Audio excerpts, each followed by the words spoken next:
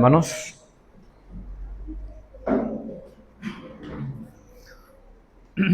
Verdaderamente un gozo y un privilegio, hermanos.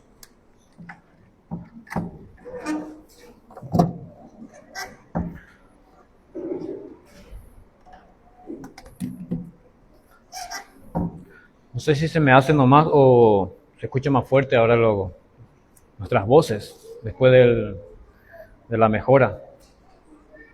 O se me hace nomás, o es la acústica que creo que estamos mejorando. Verdaderamente es digno de dar gracias al Señor, la gloria y la honra, que verdaderamente nos permite, hermanos, poder estar aquí.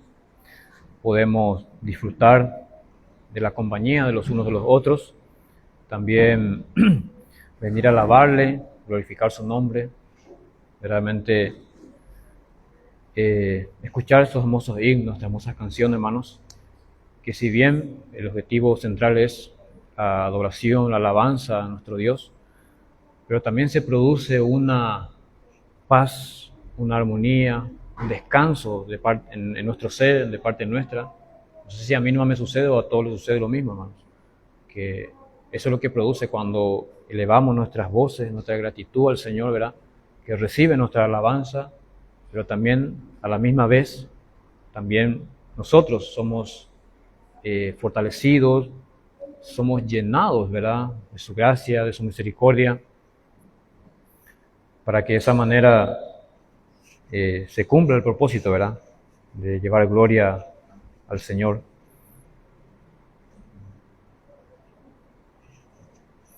Bueno, hermanos, pasando ya a la enseñanza,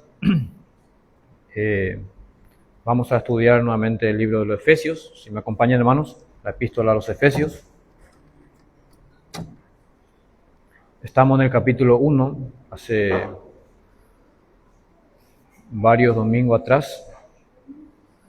Habíamos estudiado, habíamos visto, habíamos considerado, hermanos, esta magnífica carta, como un hermano lo describe, es como una especie de casa del tesoro, dice él.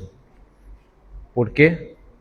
Porque dentro de todas las joyas preciosas que es la palabra del Señor, de los diferentes libros que tenemos, Efesios es una de las extraordinarias revelaciones de Dios que nos muestra lo que Él ha querido hacer y ha hecho y va a hacer en el futuro.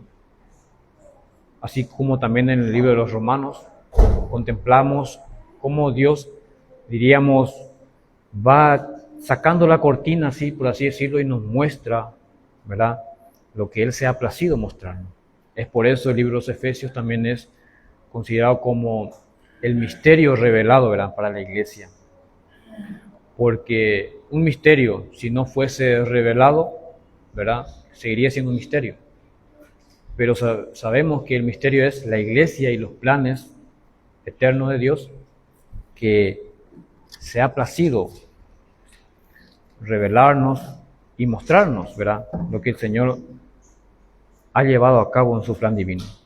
Y habíamos considerado, hermanos, en la última enseñanza, para recapitular nada más, habíamos considerado el versículo 3 del capítulo 1 al versículo 6, nada más a modo de introducción, a modo de repaso.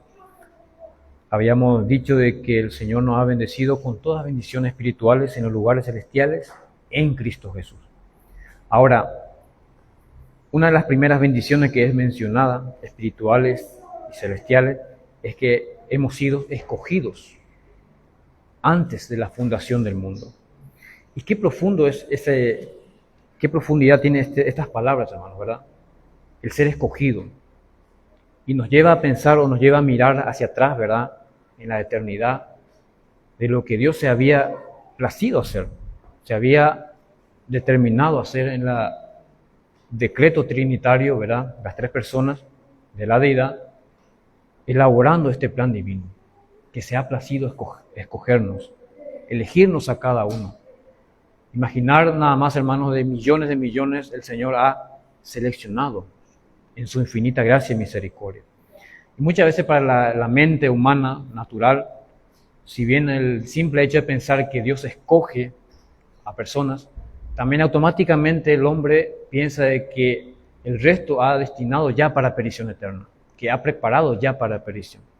Y no es así. La Biblia no nos dice eso. La Biblia no nos enseña de que Dios ha preparado personas para destrucción, sino es el propio ser humano, el individuo, en sus delitos y pecados, rechaza lo que Dios ofrece dar, que es la salvación.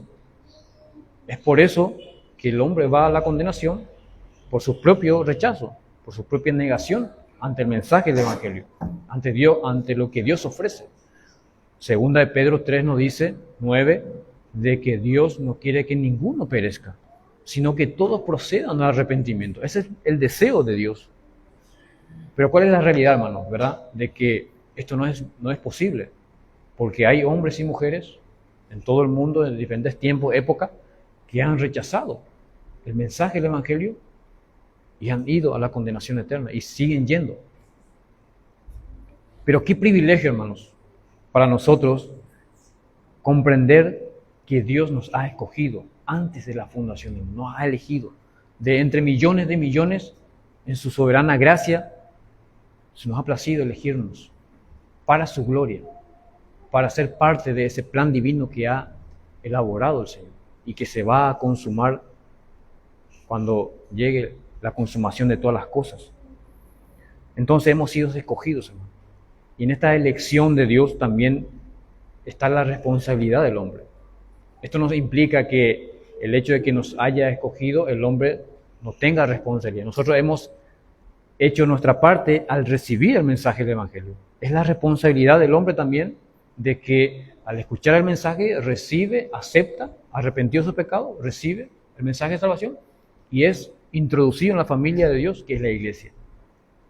Entonces, el hombre también tiene su responsabilidad ante el mensaje del Evangelio, ¿verdad? Tanto positiva o negativamente. Es por eso que estamos diciendo que el hombre va a la condenación, a la perdición, por su respuesta negativa o por su rechazo al mensaje del Evangelio.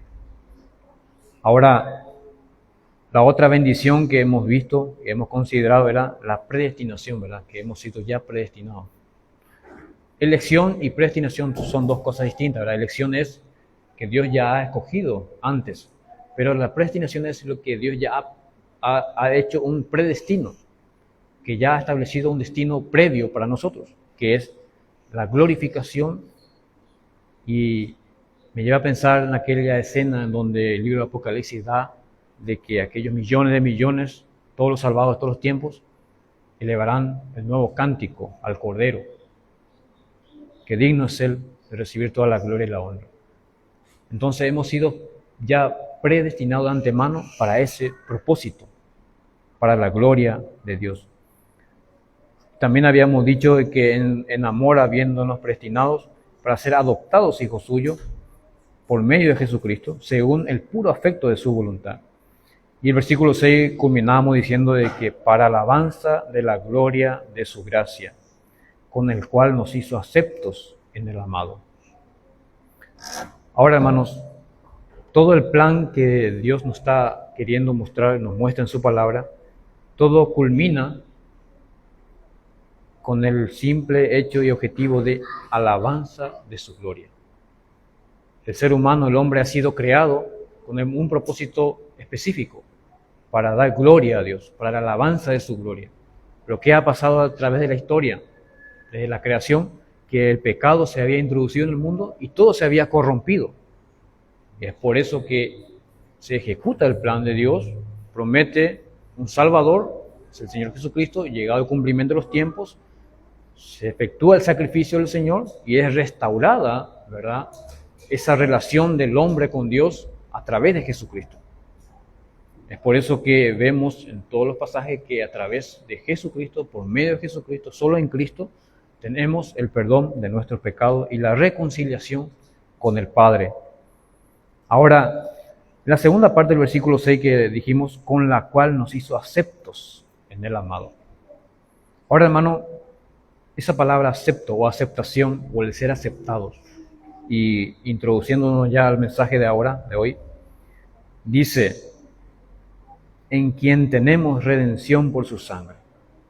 ¿Cuál fue el precio, hermano? ¿Cuál fue el precio para ser aceptados ante la presencia de Dios? Nos dice el versículo 7, hermanos. En quien tenemos redención por su sangre, el perdón de pecados. Ahora, esta palabra redención para nosotros muchas veces no es muy familiar, ¿verdad? Porque no se usa en nuestro lenguaje actual, cotidiano, hoy en día. Pero en la antigüedad esto era muy común, el ser redimido. Y se usa en el ámbito de que un amo, un hombre adinerado, va al mercado de esclavos y compra esclavos para su servicio o para siervos suyos. Entonces el amo, el padre de familia, va y compra ciertos esclavos y paga, da un precio por ese esclavo al mercader y lo redime para su propiedad. Ahora, esa es la idea de que nos está diciendo de que somos redimidos por la preciosa sangre del Señor Jesucristo. Ahora, el Señor no tuvo que dar recursos o todo el dinero del mundo que podemos contemplar, no. Dio su vida, dio su preciosa sangre para que nosotros pudiésemos ser reconciliados y redimidos por el Señor. Entonces, esta aceptación que es en el amado es por el sacrificio perfecto del Señor Jesucristo. Ahora, la palabra redención, hermanos, tiene relación con el pago o un rescate con un precio. Y este precio es la sangre del Señor. También la palabra redención también podemos aplicarnos para que la ley de Dios, que es buena, santa y justa, es anulada en contra nuestra porque la ley nos condenaba. Les invito, hermanos, que vayamos ahí al lado nada más en Gálatas capítulo 3, versículo 13. Una hoja atrás, Gálatas 3:13 dice: Cristo nos redimió de la maldición de la ley, hechos por nosotros maldición, porque escrito está: maldito todo aquel que es colgado en un madero. Ahora, otro pasaje, un poquito más adelante, Colosenses capítulo 2, versículos 13 y 14, dice: Y a vosotros, estando muertos en pecados y en la incircuncisión de vuestra carne, os dio vida juntamente con Cristo, perdonándoos todos los pecados, anulando el acta de los decretos que había contra nosotros, que nos era contraria, quitándola del medio y clavándola en aquella cruz. Entonces, hermanos, la redención también se familiariza con aquella expresión de que aquel acta divino, que es la ley expresada a través de la ley de Moisés, nos era contraria porque no podíamos cumplir la ley de Moisés para ser aceptados por Dios. Entonces el Señor tuvo que llevar a cabo esa obra y de esa manera cumplir la ley en su plenitud y clavarla. Es por eso que el libro de los Hebreos nos dice que aquel antiguo pacto es reemplazado por el nuevo pacto que el Señor había establecido con el derramamiento de su sangre. También la redención es la libertad de la esclavitud del pecado y del poder del pecado. Esto nos dice Romanos 6, cuando Pablo habla de que ya no somos esclavos del pecado y por consiguiente somos esclavos de Cristo, pero eso tampoco debe librarnos de ser servidores al pecado.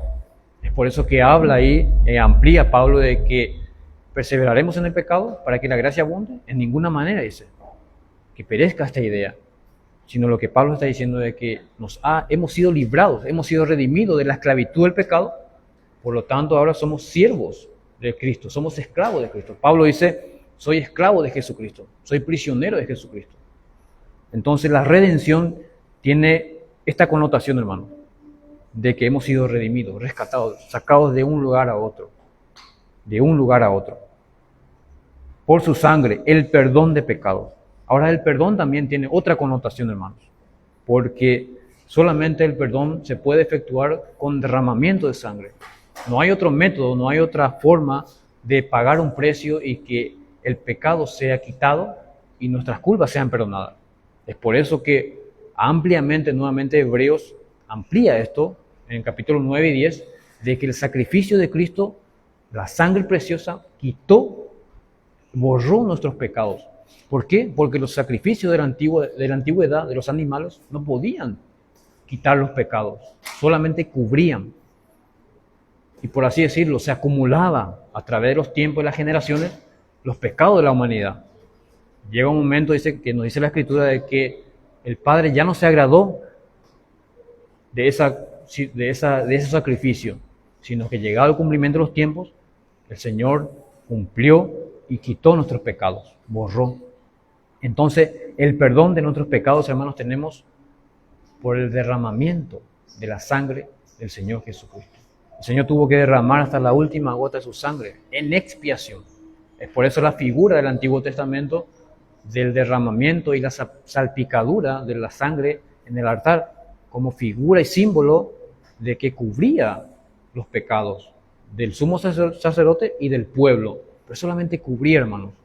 Es por eso que contemplando la obra de Cristo vemos que el Señor ha hecho la obra maravillosa y perfecta. Y dice Juan, el Bautista, en capítulo 1 de Juan, dice que he aquí el Cordero que quita el pecado del mundo. Y qué significativo es esas palabras, hermano, lo que dice Juan. He aquí el Cordero que quita el pecado. Qué palabras, hermano, ¿no? Entonces dice, el perdón de nuestros pecados tenemos por el derramamiento de la sangre del Señor Jesucristo. Y esto también va con relación a la posición, hermanos, ¿verdad? De un estado a otro. En un estado de muerte, de condenación, ahora hemos pasado a un estado de vida por su sangre preciosa. Entonces, hemos pasado a ser hechos hijos de Dios. El mismo Juan dice en 1 Juan capítulo 3 de que mirad cuál amor nos ha dado el Padre para que seamos llamados hijos de Dios. Entonces, y todo esto se ha producido, dice, según la riqueza de su gracia. Ahora, hermanos, medir o tratar de dimensionar un poco la riqueza de la gracia de Dios es infinito. No podemos medir. El mismo Pablo más adelante va a decir en el capítulo 3 de que cuál es la profundidad, la altura, la longitud, la dimensión de su amor y su gracia. Es infinito, no podemos medir. Es por eso que en su infinita gracia, y es abundante para con nosotros, que tenemos la redención y el perdón de nuestros pecados, hermanos. Y de esa manera somos aceptados ante el Padre, a través del sacrificio del amado. Versículo 8 dice, hermanos, de que hizo sobreabundar para con nosotros en toda sabiduría e inteligencia, dándonos a conocer el misterio de su voluntad, según su beneplácito, el cual se había propuesto en sí mismo. Pablo dice que hizo sobreabundar con nosotros. La idea es de sobreabundar, que algo que está lleno y se derrama, hermanos.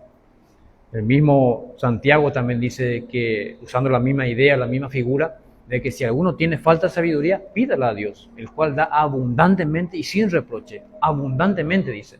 La idea es que Dios no mezquina o no da por medida nada más. Si un redimido, un hijo de Dios, clama y pide por sabiduría, Dios concede en abundancia, dice. No da por medida. No es la figura de que nosotros como personas terrenales o padres terrenales, cuando un hijo nos pide, muchas veces le damos cosas por medida, ¿no es cierto? Porque sabemos que quizás va a derrochar o va a desperdiciar. Pero no es así el caso con nosotros, con el Padre. Porque al pedir sabiduría, Él da abundantemente. Dice, hizo sobreabundar para con nosotros toda sabiduría e inteligencia. Ahora les invito, hermanos, a que me acompañen. Ahí al lado nada más, Colosenses, capítulo 1. Versículo 9 y 10, dice, Colosenses 1, 9 y 10 dice, por lo cual también nosotros, desde el día en que lo oímos, no cesamos de orar por vosotros y de pedir que seáis llenos del conocimiento de su voluntad en toda sabiduría e inteligencia espiritual, viene el propósito, hermanos, para que andéis como es digno del Señor, agradándole en todo, llevando fruto en toda buena obra y creciendo en el conocimiento de Dios. Entonces, hermano, la sobreabundancia o la llenura de sabiduría e inteligencia espiritual es para que comprendamos y entendamos de cómo debemos conducirnos ahora al comprender lo que somos en Cristo, para que podamos llevar una vida conforme al propósito que hemos sido llamados.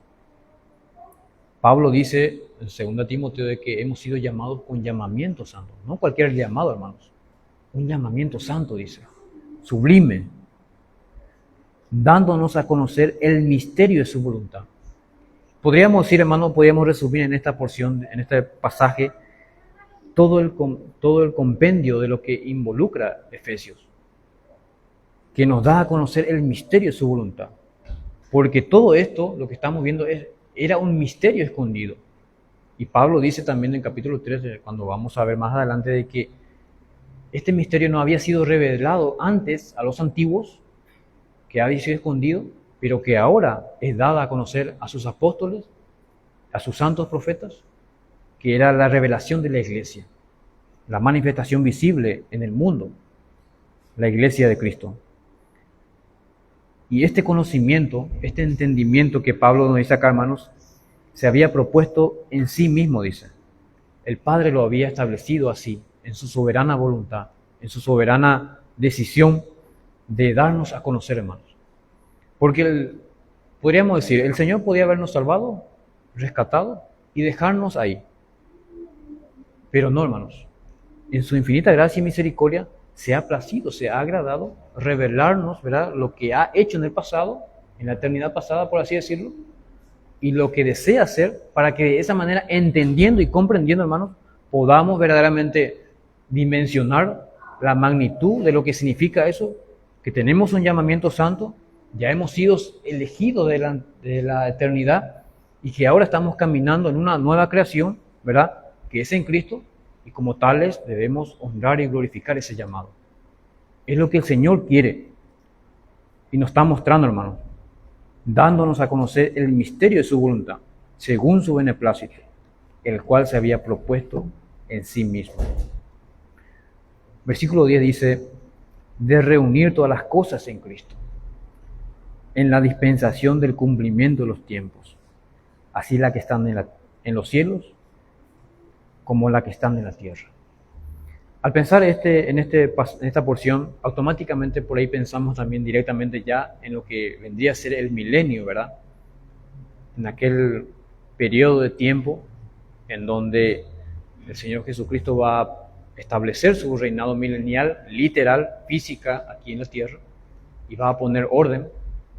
Si bien es la idea y apunta a eso, pero de reunir todas las cosas es ya en la consumación final de los tiempos. Ya cuando todo dominio sea subyugado, todo dominio sea puesto por estrado de sus pies, del dominio del Señor, y de esa manera toda la creación, su pueblo y la iglesia, alaben y glorifiquen el nombre de nuestro Dios. Ahora, este dominio, dice, de reunir todas las cosas en Cristo, es por la introducción del pecado que había corrompido todo, hermanos.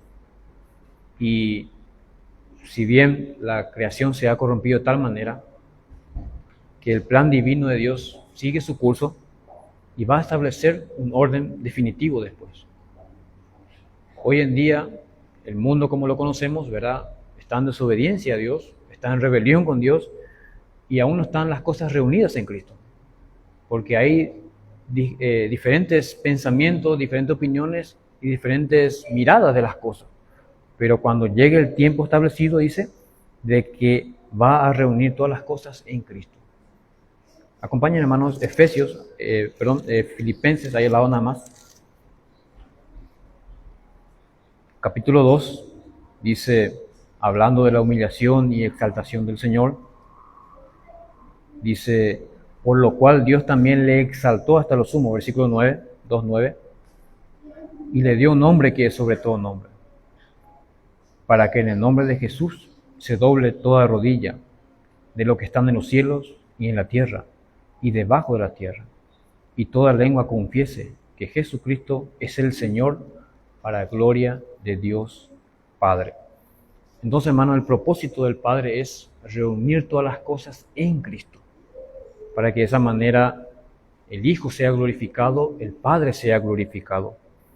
Ahora, el mismo Hijo, el mismo Señor Jesucristo será sujeto al Padre en la consumación de todas las cosas. Y les invito a que vayamos 1 Corintios 15.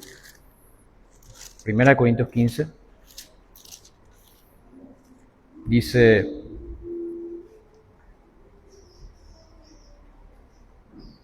versículo 23 al 28.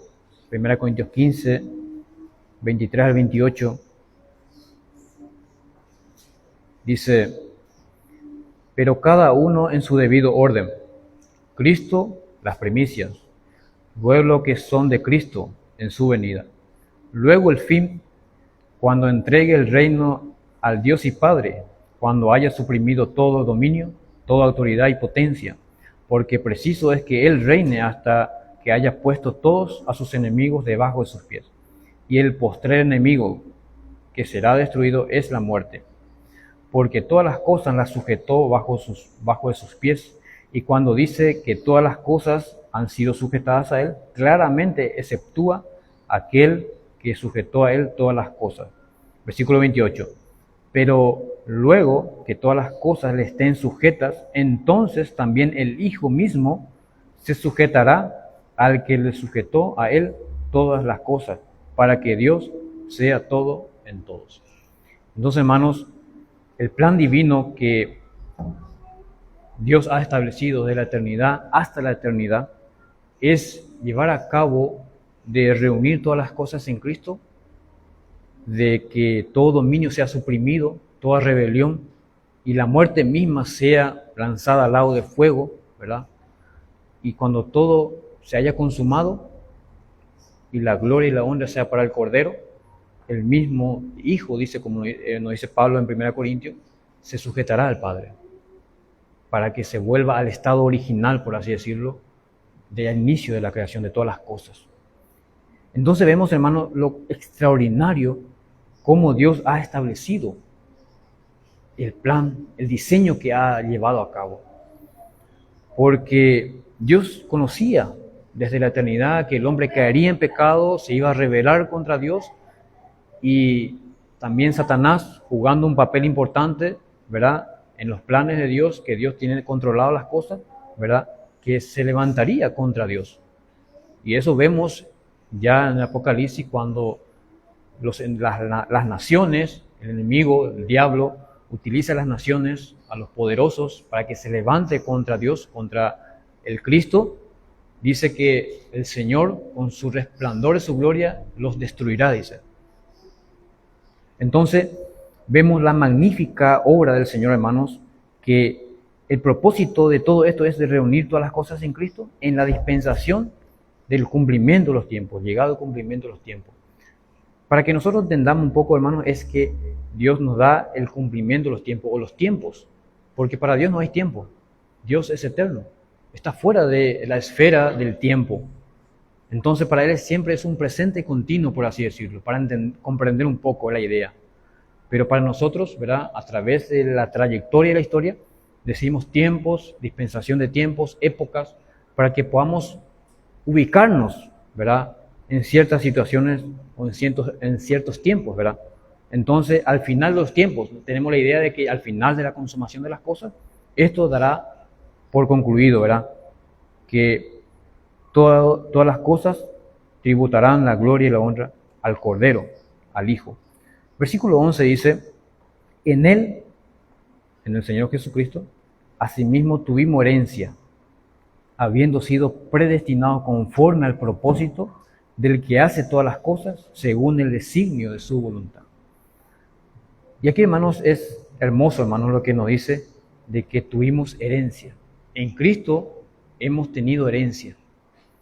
Pedro también en su primera carta dice que tenemos una esperanza viva y que tenemos una herencia reservada en los cielos, que es incorruptible, incontaminada e inmarcesible, que está guardado para nosotros, dice ahí. Y que si es necesario vamos a pasar por diferentes luchas, pruebas, dice Pedro, agrega algo más, pero que al final de todo ello será para gloria y honra de nuestro gran Dios y Salvador. Esta herencia, hermanos, pensando humanamente, pensamos a veces, ¿verdad?, que un padre de familia deja herencia a los hijos, pero esa herencia que podemos medir aquí en este mundo, hermanos, por más extraordinaria y grande que sea, no se compara no se compara con nada, hermano. Es inimaginable la herencia que tenemos en Cristo, reservada para nosotros en los cielos. Ahora, cuando ponemos nuestra mirada en esto, hermanos, creo que nos pasa a todos, que dejamos de lado los intereses primordiales del mundo. Es decir, no olvidarnos de nuestras responsabilidades cotidianas, ¿verdad?, que es necesario sobrevivir aquí en este mundo. Pero lo principal, hermanos, ¿qué es lo principal? Tener fija la mirada en aquella herencia que está guardada para nosotros. El mismo Señor dice, hablando en el Sermón del Monte, de que hagamos tesoros en los cielos, de que ahí no entra el ladrón ni se corrompen las cosas. En cambio aquí las cosas terrenales se corroen, se corrompen, se destruyen, se desgastan. Es pasajero, hermanos. Y mirar lo que es la fragilidad de la vida, humanamente hablando, hermanos, es muy frágil. El hombre nace, vive, crece y muere. Y Santiago lo grafica que es una neblina, que aparece por un poco de tiempo y después desaparece. Ya no hay rastro. Así es la vida del hombre, dice. Eso es hablando en el plano humano, hermanos. Pero ¿qué nosotros, hermanos? Nosotros lo que somos en Cristo tenemos herencia. Si bien vamos a pasar por ese trance también, por esa circunstancia de como una neblina, pero trascenderemos, hermano. Tendremos herencia en los cielos en Cristo Jesús. Y esto es todo por el designio de su voluntad. Dios se ha establecido y se ha placido revelarnos y preservarnos para esas herencias incorruptibles. Y nuevamente, hermanos, introduce en el versículo 12, como verán, ya por segunda vez, el objetivo principal o el fin de todo el diseño y el plan divino de Dios. Dice, a fin de que seamos para la alabanza de su gloria. Nuevamente recalca, por así decirlo, Pablo, de que todo este diseño, toda esta obra extraordinaria y majestuosa es para que seamos alabanza de su gloria. Que nosotros, los redimidos, seamos para alabanza de su gloria.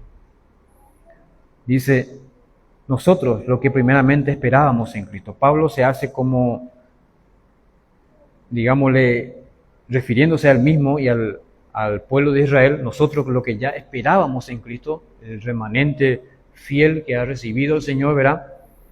Ya esperaban en Cristo, y seguidamente todos los gentiles, ¿verdad? Porque versículo 13 dice, en Él también vosotros, ahora vosotros. Primeramente nosotros, ahora vosotros.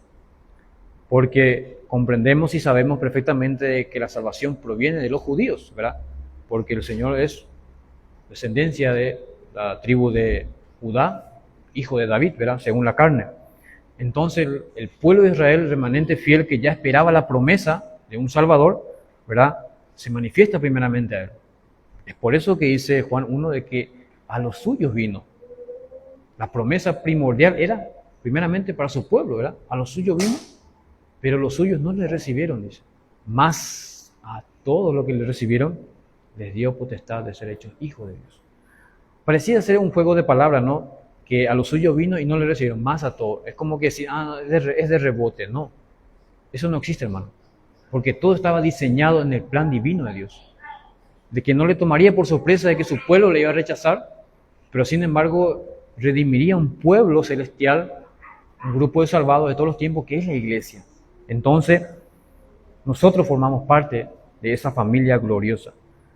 Dice, versículo 13, en Él también vosotros, en Cristo, habiendo oído la palabra de verdad, el evangelio de vuestra salvación, y habiendo creído en Él, fuisteis sellados. Ahora, hermanos, aquí realmente es una porción extraordinaria y una de las porciones que más me encanta personalmente porque nos muestra cómo se efectúa la salvación de un individuo. Dice, habiendo oído la palabra de verdad. habiendo recibido la palabra de verdad, el evangelio de vuestra salvación. ¿Y qué es el evangelio? Es la buena nueva salvación. ¿Y qué es la buena nueva salvación? Es que el Señor Jesucristo vino a dar su vida por los pecadores, por la humanidad. Entendiendo eso el individuo, ¿verdad?, que necesita un Salvador, que es un pecador delante de Dios y en esa condición natural va a la condenación, arrepentió su pecado, recibe el mensaje del evangelio, el mensaje de salvación, dice, y habiendo creído en él, es sellado. Y esta palabra sellado, hermano, dice con el Espíritu Santo de la promesa. Es la garantía. Es decir, el Espíritu Santo, la tercera persona de la deidad, viene a ser morada permanente en el individuo. En otras palabras, también venimos a ser participantes de la naturaleza divina, como dice Pedro en su primera carta. Entonces, hermanos, no es poca cosa esto, es extraordinario. Es la tercera persona de la deidad que tenemos en nosotros, en cada individuo arrepentido de su pecado, que cree en el Señor Jesucristo, es sellado como garantía. ¿Por qué? Porque dice que porque es la arra de nuestra herencia hasta la redención de la posesión adquirida. Es decir, hermanos, cuando el individuo, nosotros que hemos recibido a Cristo, hemos sido sellados una vez y para siempre. Ahora, hermanos, esta porción, diríamos, destruye todo argumento, digamos, absurdo de que la salvación se pierde. Porque es contundente, dice, y claro, el que cree es sellado. Y un sello no se puede borrar ni no se puede sacar. ¿Cómo un sello se puede sacar? No se puede. Entonces, cualquier argumento ilógico, absurdo que sea, y que hoy en día escuchamos bastante esto, ¿verdad?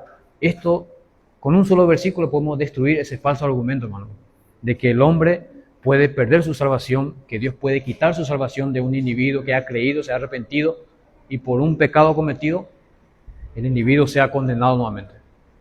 Eso es error y es falso, porque dice que el evangelio es nuestra salvación y habiendo creído en él, fuisteis sellado con el Espíritu Santo de la promesa. Es verdad, también sí sabemos y podemos dar testimonio cada uno de nosotros de que siendo sellados nosotros como hijos de Dios, también podemos fracasar, fallar, tropezar, caer en pecado. Es verdad. Pero eso no quita de que Dios quite su sello de nosotros, ¿no? Porque esto es una garantía, dice, es un anticipo de que se va a consumar nuestra salvación. Y por así decirlo, hermanos, es como el primer pago de nuestra salvación. Y podemos preguntarnos, ¿cómo así? ¿Verdad? ¿Por qué es un pago? ¿Acaso no está completo la obra de redención? La obra de redención en sí está completa, hermano. Pero nuestra salvación aún falta por concluirse. ¿En qué punto? En que cuando nosotros, cada uno, dejemos este cuerpo corrupto y corruptible y sea revestido de incorrupción y seamos llevados por el Señor o llamados por el Señor, ahí sí dará paso a la perfección y la consumación de nuestra salvación. Es por eso que Pablo dice, leamos, hermanos, 1 Corintios 15 nuevamente, versículo 51, 15:51 dice, he aquí os digo el misterio. 1 Corintios 15, 51. No todos dormiremos, pero todos seremos transformados en un momento, en un abrir y cerrar de ojos, a la final trompeta, porque se tocará la trompeta, y los muertos serán resucitados incorruptibles, y nosotros seremos transformados, porque es necesario que esto corruptible se vista de incorrupción y esto mortal se vista de inmortalidad. Y cuando esto corruptible se haya vestido de incorrupción y esto mortal se haya vestido de inmortalidad, entonces se cumplirá la palabra que está escrita: sorbida es la muerte en victoria. ¿Dónde está, oh muerte, tu aguijón? ¿Dónde, oh sepulcro, tu victoria? Y continúa el pasaje. Pero Pablo nos muestra, hermanos, claramente de que se llegará a la consumación final de nuestra salvación cuando este corruptible se convierta en incorrupción. Porque este cuerpo, esta carne no puede heredar el reino de los cielos. Así como estamos, hermanos, no podemos introducirnos en el cielo. Es por eso que es necesario esa transformación de ser sacado de esta conexión del pecado.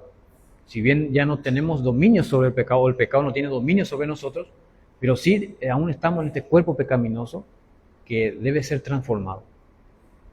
He ahí, hermanos, de que se cumplirá, de que hasta la redención de la posesión adquirida. Qué extraordinario, hermanos, es contemplar lo que el Señor ha hecho.